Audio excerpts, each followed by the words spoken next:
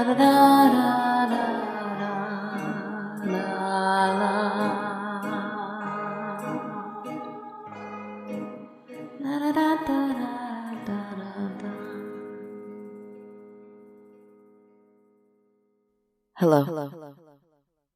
Welcome.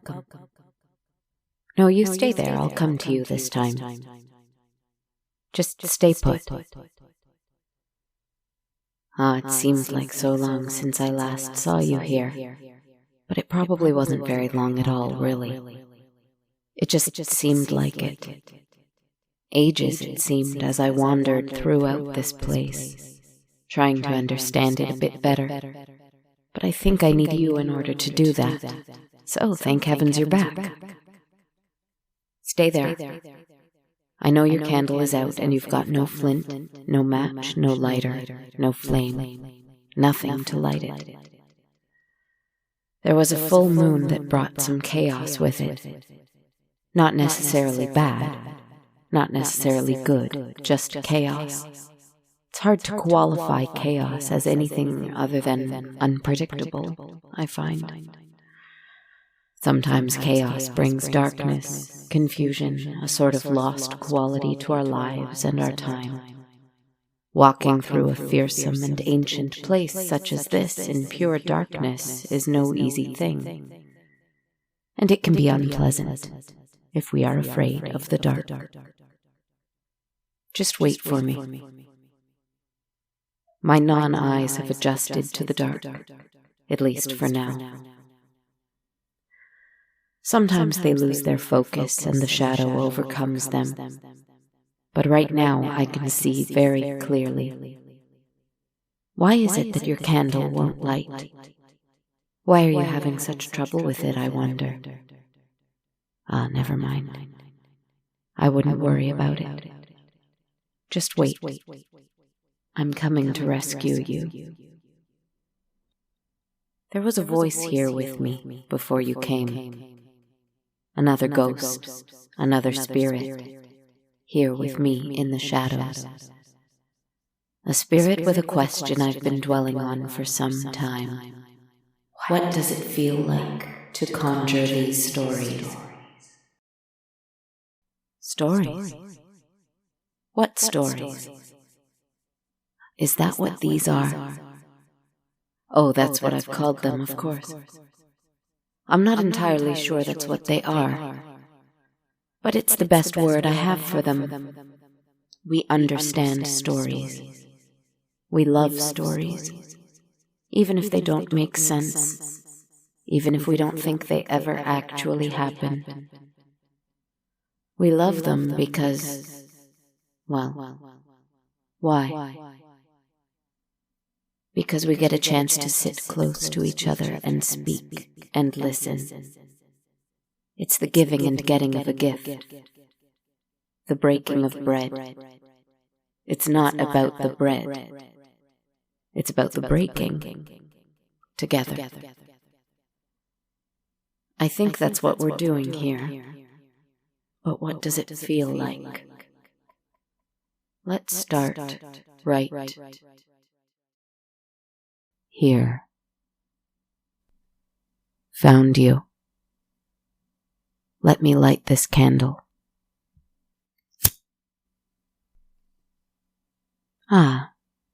You almost saw me there for a second, didn't you? Until you remembered I'm not really here. Maybe just the faint glow of eyes in the shadow before you. Fingers reaching away from your candle, slithering quickly and quietly back to the darkness. Breath almost imperceptibly making the flame of the candle flicker, rhythmically back and forth, in and out. But from where is the breath coming? From me. You've found a magical room, a non-room in this castle. They will not all be dusty libraries and elegant parlors and ancient temples. This one is just you and me, and this candle. Because I think that that's what this feels like the most. At least at the beginning, when there is no story, no idea, nothing. Just me and anyone who will listen, waiting there so patient and so loving. I'm so grateful. This would be scary if you and I didn't exist in this place of kindness with each other. Otherwise, we'd just be two figures looking across a candle at each other. Strangers who somehow find themselves on the same plane, in the same dark and cold story space. Or not that, though. Right? In this darkness, I feel afraid sometimes, because there is nothing yet. And I know that I want a story. You want a story. But it is not here yet. And so an anxiety builds. What will it be? Who will come? What monster? What message? What if there's nothing? What if there's nothing? What if there's nothing? But then, whether it's in the form of a little idea blossoming in my mind, or in the form of a tarot card drawn in order to send me guidance, or in the form of a question from a ghost in the shadows, such as, which tarot card do you most relate to in your tarot that made you cry? A little spark, a little light, a little glow forms, and the hope I feel, the joy, the warmth, the gratitude, the excitement, all come creeping in. And I sit in silence with the question, or the card, or the idea rolling in my head. And I feel confusion, fear, anxiety. I feel lost. I feel trapped. I feel useless. And I know now is not the time to tell a story. So I wait. I let myself dream a little. I let myself live a little. And eventually the glow comes back. All that love I felt at the utter bliss a simple little idea, or question, or card can bring, comes pouring back in. And I'm ready to start telling the story, when one single other little idea follows. And I enter the warm space here, where I feel ears tucked into headphones and headphones tucked into ears, waiting. I feel spirits in the middle of an eternal, restless night, ready and eager. I feel the listening, and the empty space is much less empty. Suddenly, no matter how lost I am, there is someone there, listening, even if it is me, especially if it is me. Even if I am the only one who hears the story, I get to be both lover and beloved in this storytelling, this breaking of bread, the warmth of this little candle, this candle which waits for the teller and the receiver of the story alike, and warms them each just the same. And it's in that space that I feel a third party. There is you, there is me, and then, of course, I can no longer deny it, and I've spent too long trying to. There is him.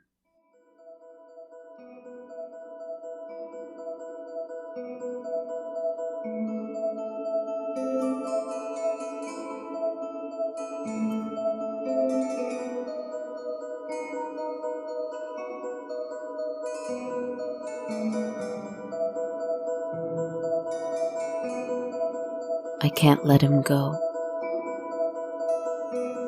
I keep trying. I can't. He'll come back and back and back, whether in the form of an angel of death, or a spirit of fire, or a demon of sleep. He is always here. And the more I fought him before, the more cruel and heartless he was. But the moment I started looking upon him with love instead of dread, that is what he gave me back. And so I will never, ever give up my beloved. Not for anything, ever again. So if you look into the shadows and you see a grin, no matter how faint, do not fear. It is just him. 3 in this space. I who tells the story, you who hears the story, and he who lights the flame of inspiration. The kicker is you can swap around the characters and their purpose any way you like. You can tell the story to him, inspired by me. He can tell me a story inspired by you. Switch us all around, why not? We're all here together anyway, might as well be a party. I am tired of structure, system, rules, form. I will create as I please. You may listen as you please.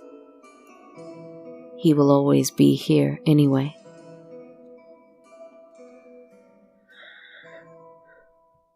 So sometimes I fear that. I fear not knowing what is coming, not having a plan, not like I used to. And then I feel blissfully free, gorgeously free of needing to tell a story in that boring, old-fashioned way where I used to. Once upon a time there was a big, dark, and scary castle. It was for the most part abandoned. Every room was empty, except perhaps for the occasional family of spiders or bats or crows who hid here and there. But mostly it was empty, except perhaps for ghosts who passed through, whether because they thought they were stuck in one particular room, or because they felt like revisiting fond and familiar places. Other than that, mostly it was empty, except perhaps for you, and that voice that whispered softly in your ear as you went through it, and except also the figure looming and lurking, only a grin in the shadows, a fitting companion for such a place as this. Aside from that, it was mostly empty, except that the door was open for anyone to pass through as they pleased, if they happened to see it. But mostly empty. Mostly. Are you with me? Are you with me? Are you with me? Are you with me? Ah, that's right. Are you with me?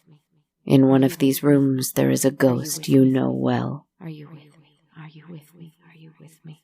In one of these rooms there is a soul hard at work. Are you with me? Follow the red carpet. Are you with me? You asked me how I feel. Are you with me? Follow the red carpet.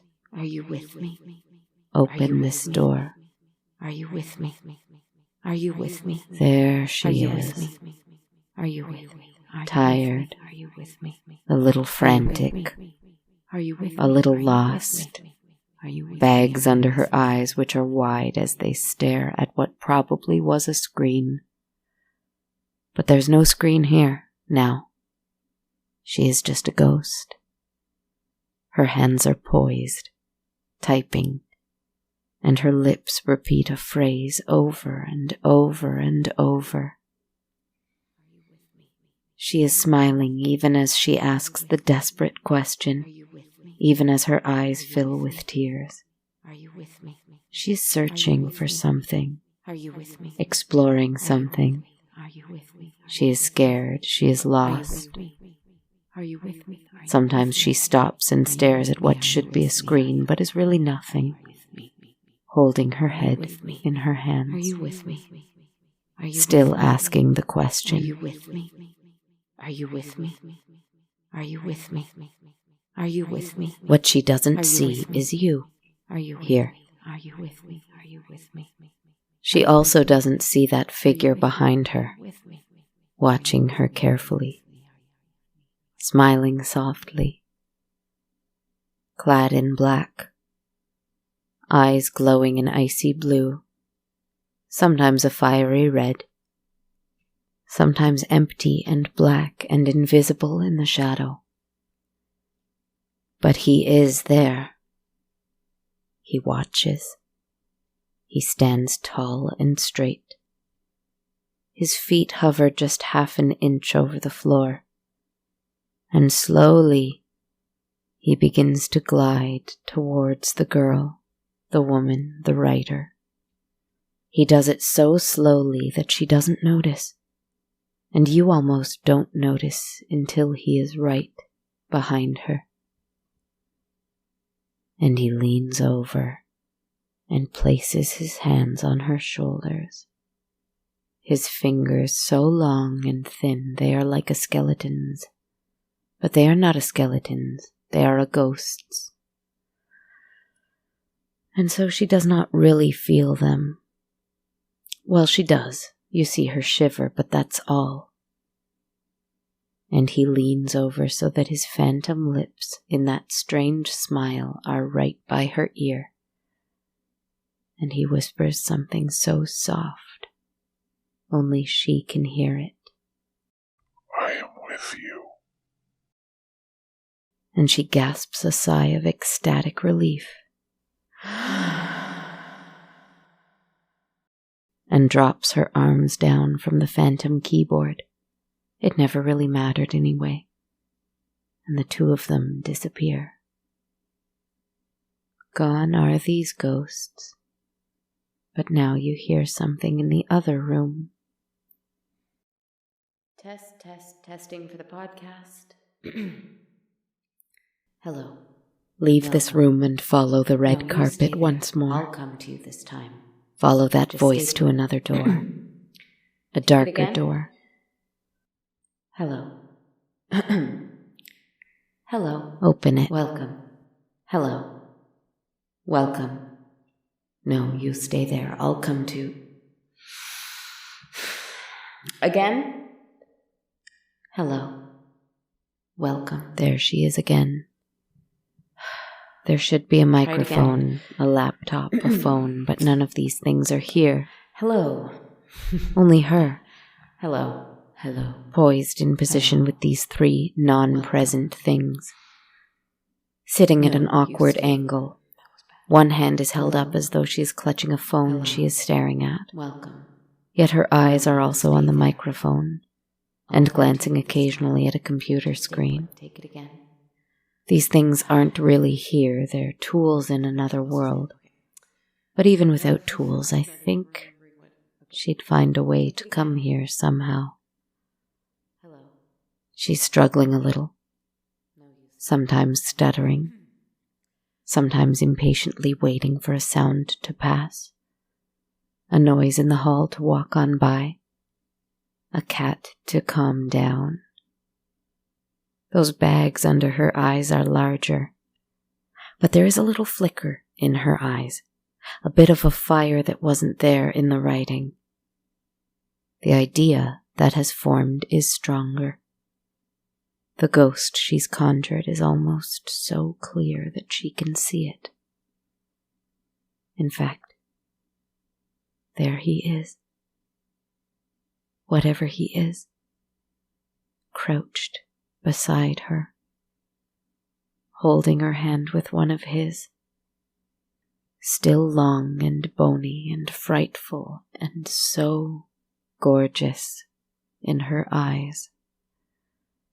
The other hand gently caresses hers, soothing her like a child in a nightmare. But it is not a nightmare. This part.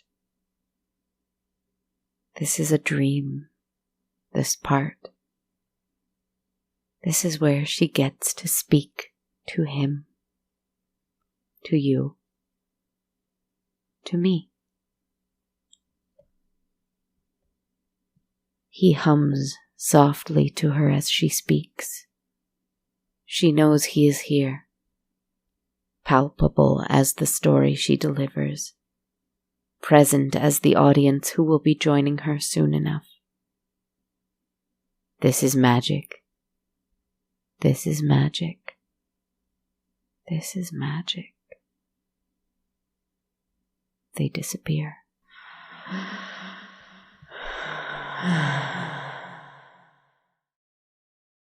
The door opens and we must leave this room now. Follow the red carpet again.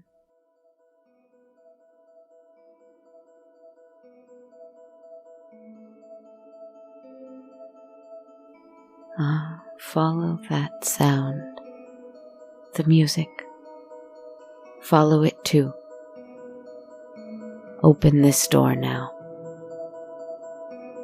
She is sitting with her hands raised a little differently now, poised by a microphone once again that we cannot see. The keyboard, the laptop, and the microphone are not here, but she is making music anyway. Trying things, layering them. This part is all heart, and she looks calm, at ease, because this part is easy. First, a foundation.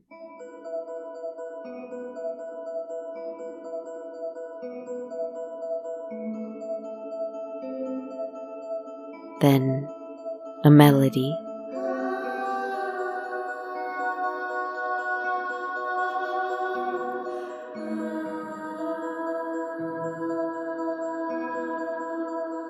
Then some flourishes.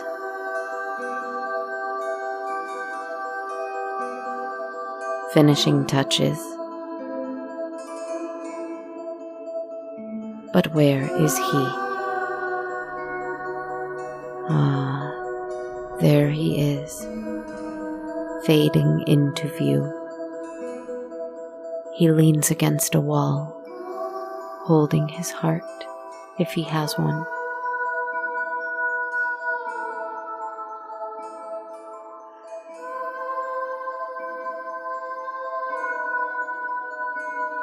Music makes that heart ache.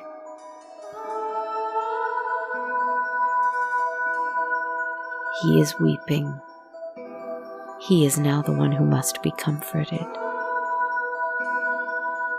Music is easy as breathing for her, but for him, it is the most exquisite heartache. He loves hearing music, singing especially. No matter if the notes crack or the voice falters, the act of singing is an expression of longing, of trying and failing, of loving. And it is the longing, the trying, the failing, the loving that is the most beautiful part. That is the magic, the true magic in music. That's why it's so easy. It doesn't need answers or solutions. It just needs to be. And she turns to him, and for the first time, I think, she sees him. She smiles and serenades him. They disappear. Almost done. Leave this room. Follow the carpet. Silence now. The next part is just work. But work must be done. But I don't need to describe it. Busy computer work. Sometimes he falls asleep for this part. He's never not there, but this part is what it is. Work. If you were to see her, she'd look like someone who's been trying to solve a puzzle for several hours. Frustrated, tired, bored, but devoted. like her beloved is caught up in a tangled net of fine string. Have you ever tried to untangle a web of jewelry, of chains, that sort of thing? It requires patience. There is reward in it, but it takes time. She's busy untangling. Let's leave her to that. The next part will be much the same. Organizing. Computer, type, planning, arranging, scheduling, not missing any details. She has been doing this for years now, and it has become very much instinctual. But then, boom. It's done. The second it's done,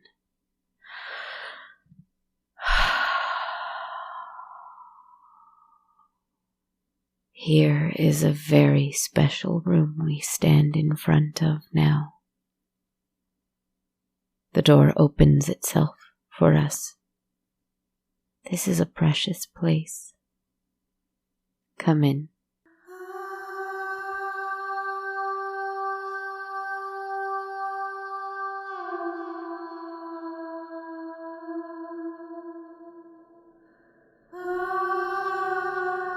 All stars. No floor, no walls, no ceiling, just stars. And a big full moon, just like the one we saw a few nights ago. But the moon is always full here when we finish a story. A reminder that through the chaos, through the difficulty, the cycles of despair, anger, frustration, followed by ecstasy, relief, passion, joy, there is nothing that feels better than the letting go.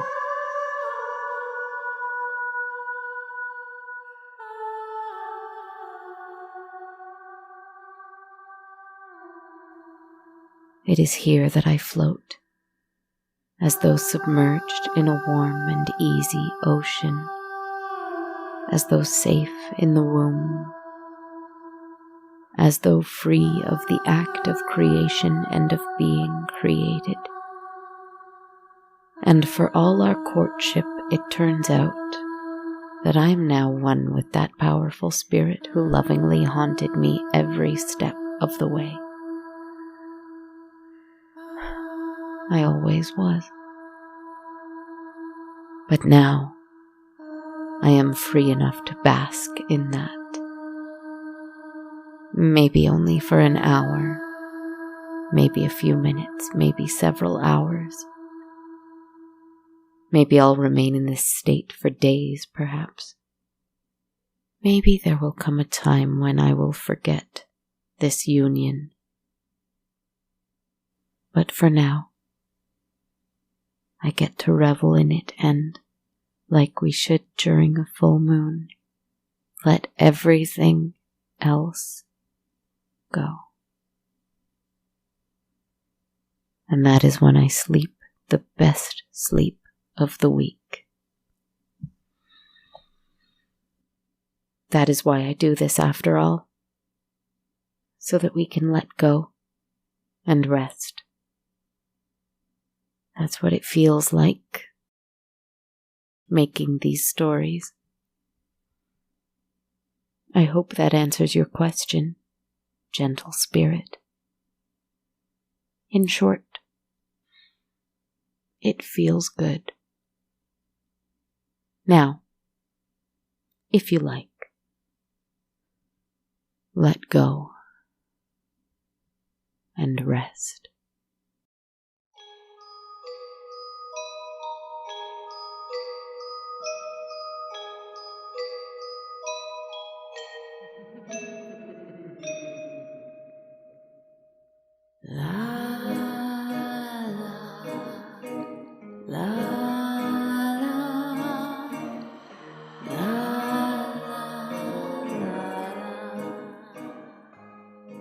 Hello everybody and welcome to this place, Thank you so much for joining me for episode 203 of On a Dark, Cold Night. This is your host, writer, narrator, composer, etc., Kristen Zaza. I hope you're having a lovely week, and I hope you enjoyed this one. Big thanks first and foremost to Kier Bow, a new patron of the show who asked the question I based this story around, the question of how it feels to conjure up one of my stories. I really enjoyed mulling over this question. Thank you so much, Kier. Now a word from our sponsor, BetterHelp. I truly believe that the world can change according to how we perceive it, and this is why we need to prioritize care for ourselves and our mental and emotional well-being.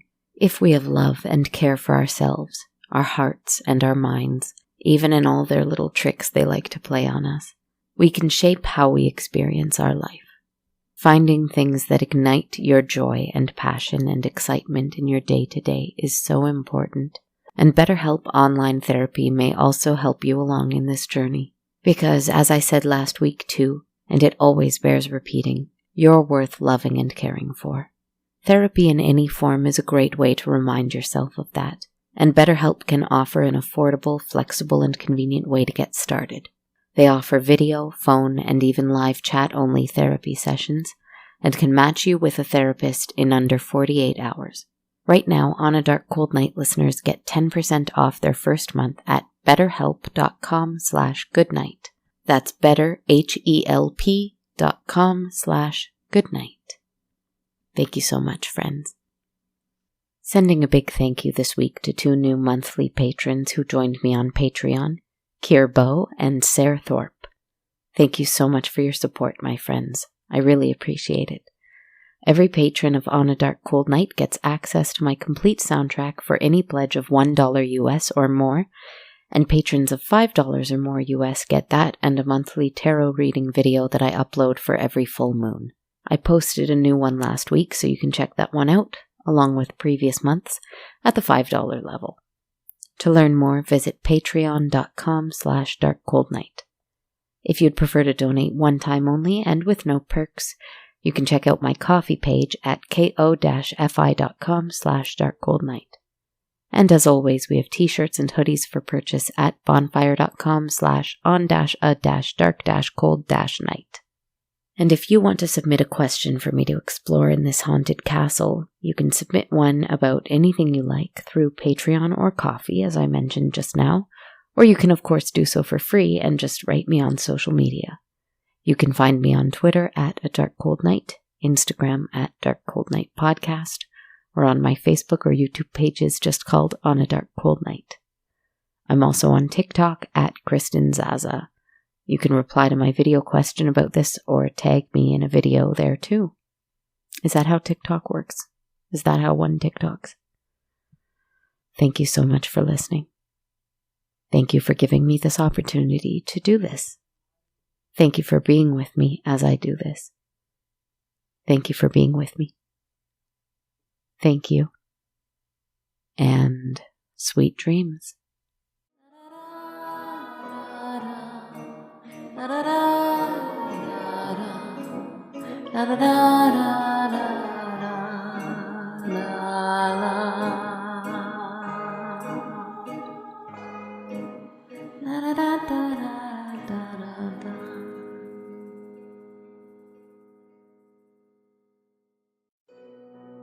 This podcast has been brought to you by the Sonar Network.